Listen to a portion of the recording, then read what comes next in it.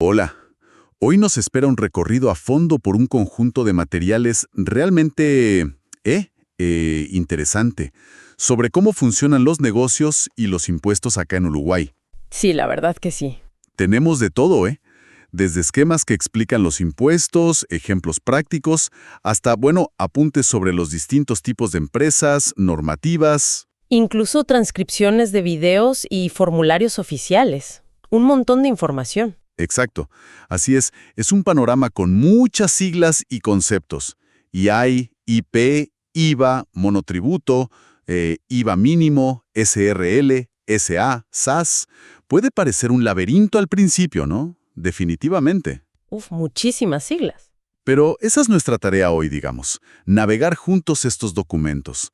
Vamos a extraer las ideas clave, esas diferencias fundamentales. Esos detalles que importan. Eso, los detalles que realmente importan, sobre todo para quien está pensando en emprender o, bueno, ya gestiona un negocio y necesita entender las reglas de juego acá. La meta es que al final el panorama sea mucho más claro. Exacto. Buscaremos entender no solo qué se paga o qué forma elegir, sino, bueno, el por qué existen estas estructuras y cómo se conectan entre sí.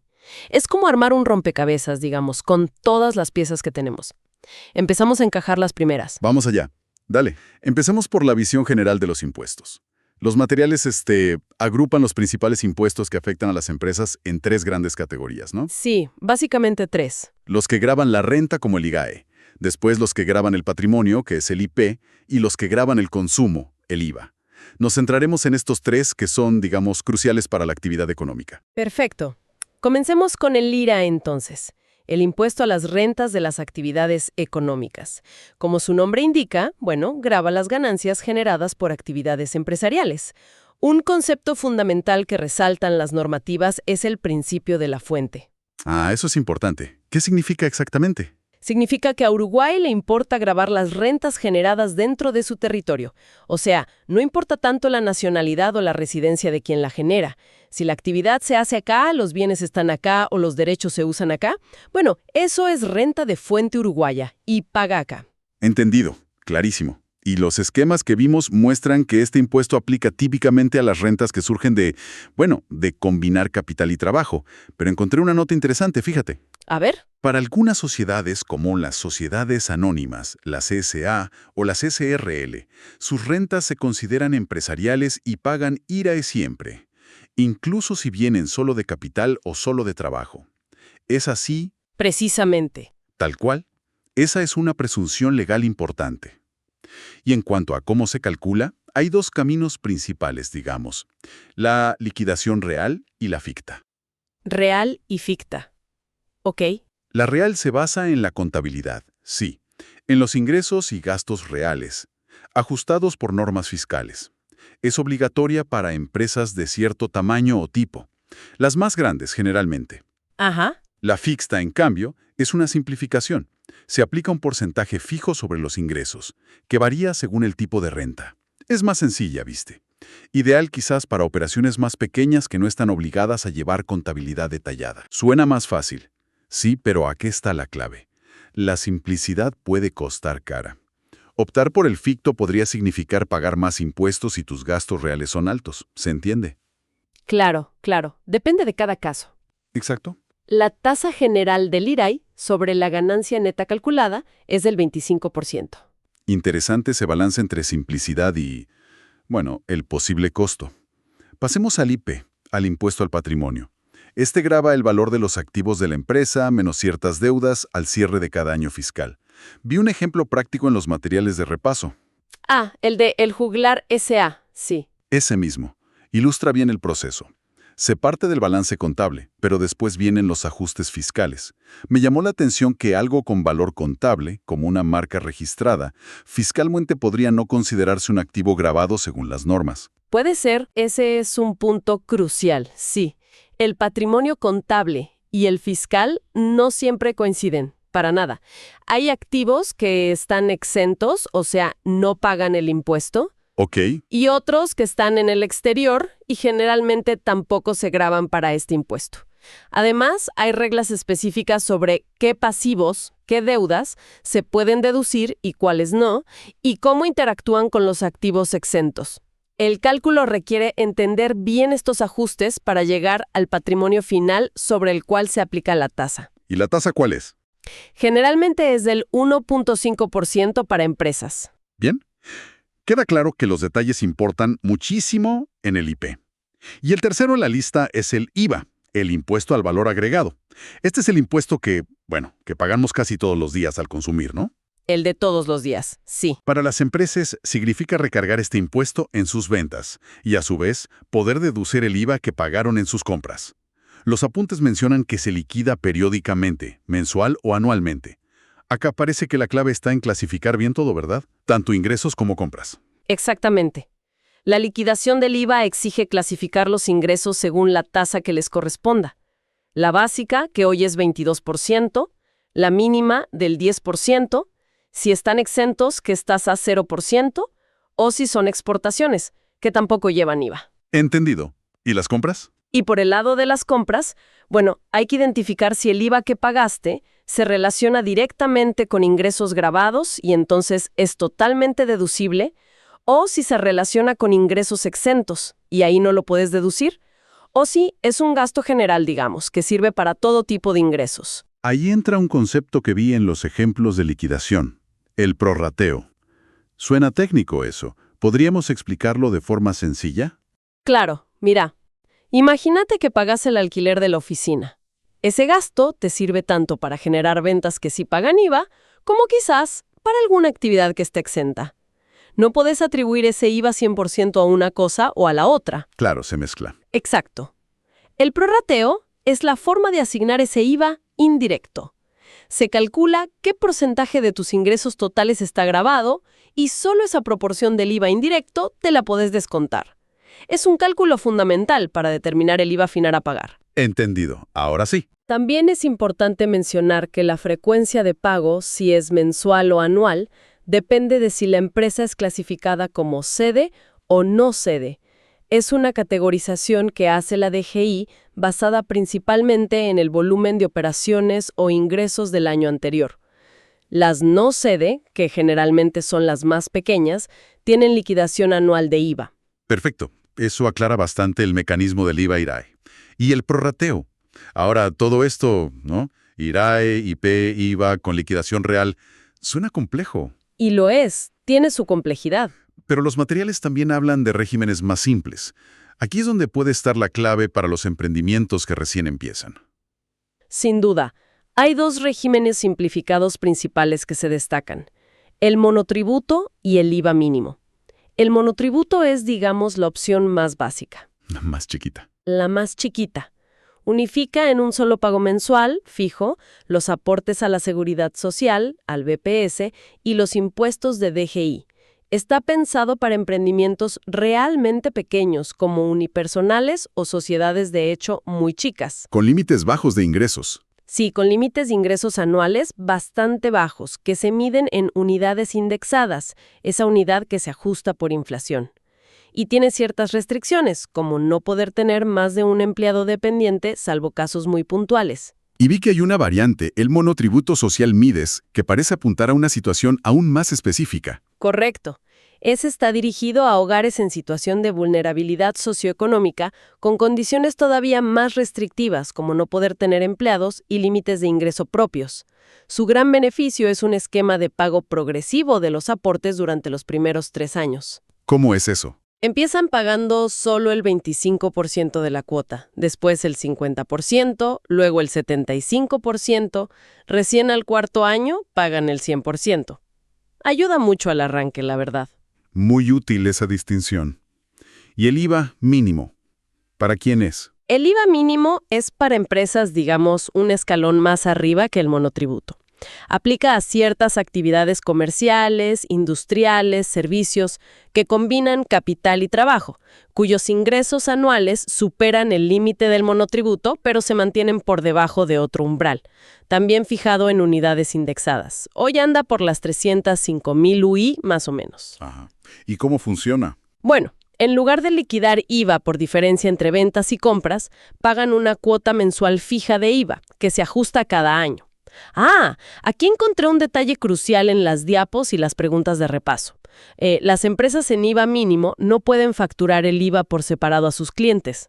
Tienen que poner una leyenda específica en sus facturas indicando el régimen. Exacto. Y como contrapartida, el IVA que pagan en sus compras no lo pueden deducir. Significa que ese IVA es un costo más para ellos. Exactamente. Ese es el punto central del IVA mínimo. Simplifica la liquidación, sí, pero a cambio convierte el IVA de las compras en un costo.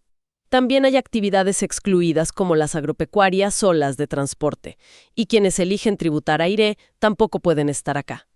Es una opción interesante si le vendes mayoritariamente a consumidores finales que no descuentan IVA y querés evitar la complejidad administrativa del régimen general.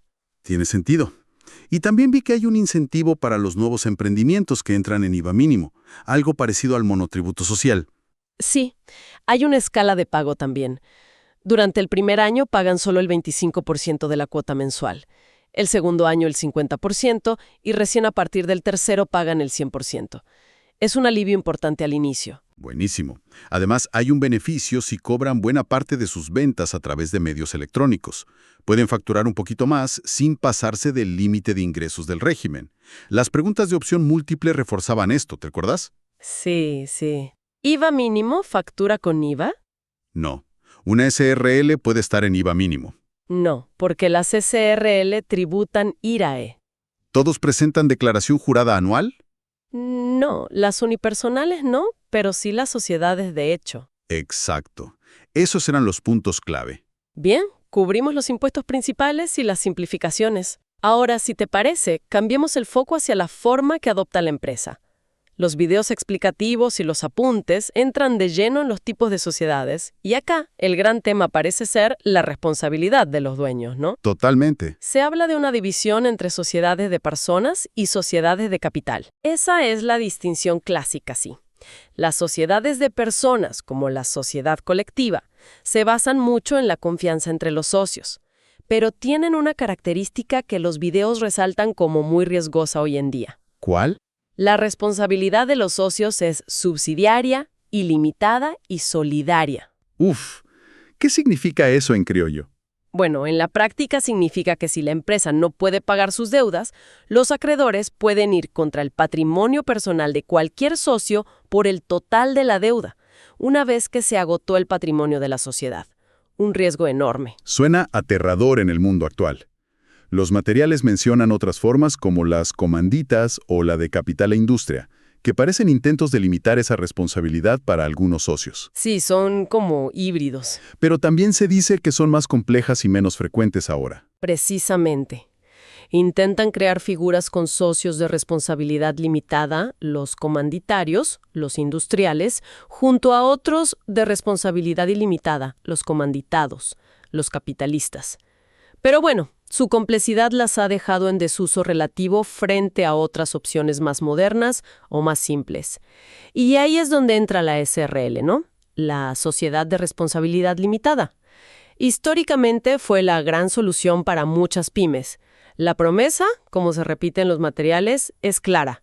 La responsabilidad de los socios se limita, en principio, al capital que aportaron a la sociedad. Claro, tiene un límite de 50 socios y ha sido súper popular. Ha sido la forma preferida por décadas para pequeños y medianos emprendimientos, sin duda.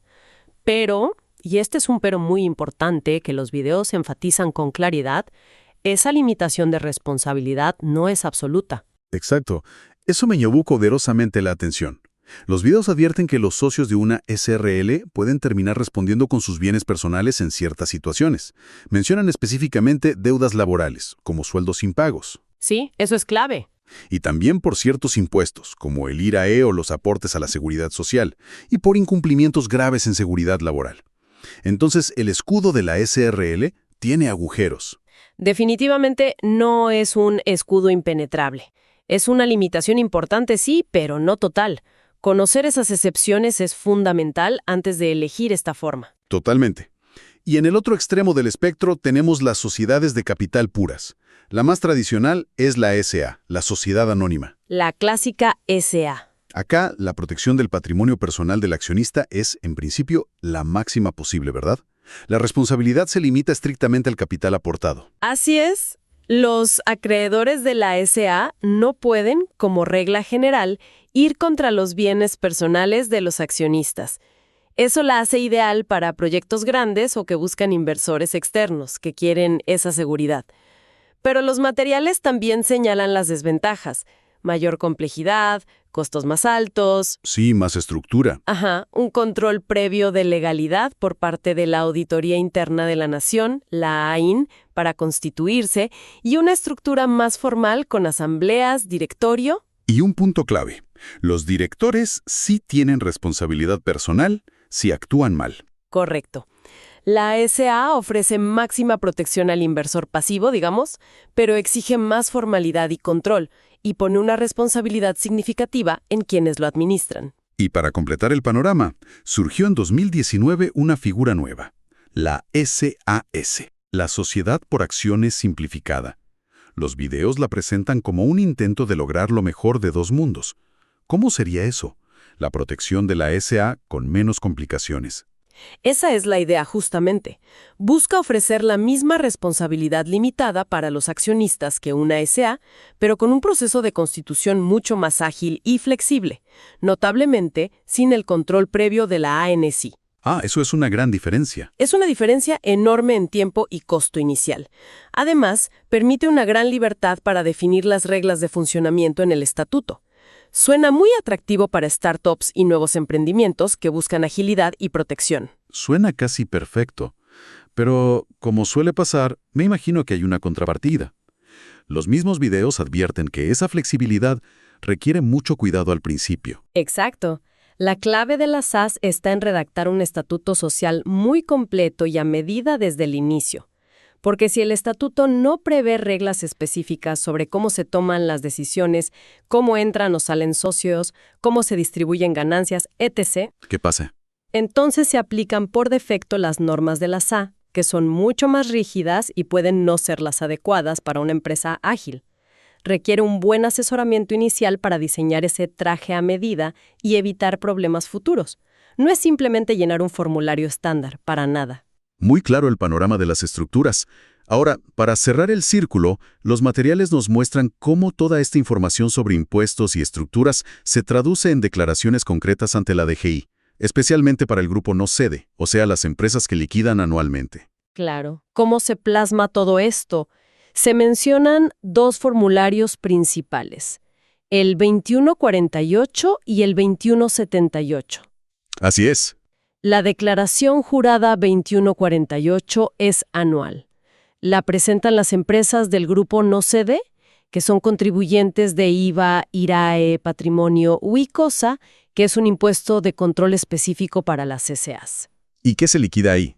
Su función principal es liquidar el resultado anual del IRAE, ya sea por régimen real o ficto, el impuesto al patrimonio, mostrando activos, pasivos, ajustes fiscales, y el ICOSA.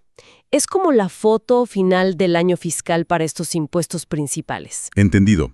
Y la declaración jurada 2178, que vimos en un ejemplo práctico de una SRL llamada YESI, también es anual para el grupo no sede y se presenta poco después del cierre del ejercicio. ¿Qué se declara ahí? La DJ 2178 se enfoca en dos cosas principales. Primero, liquida el IVA de todo el año, detallando las ventas por tasa, el cálculo del IVA compras deducible, incluyendo el famoso prorrateo si corresponde. Ajá. Y segundo, declara los anticipos de IRAE, IP e ICOSA que la empresa debió pagar durante el año. Es como un resumen anual del IVA y a la vez un control de los pagos a cuenta de los otros impuestos anuales. Perfecto. Y un detalle administrativo importante que surge de las normativas citadas. Estas declaraciones son obligatorias para las empresas no sede contribuyentes de estos impuestos, incluso si no tuvieron actividad en el año. Hay que cumplir con los plazos de presentación, que suelen ser vía Internet. Sí, eso siempre. Ujú.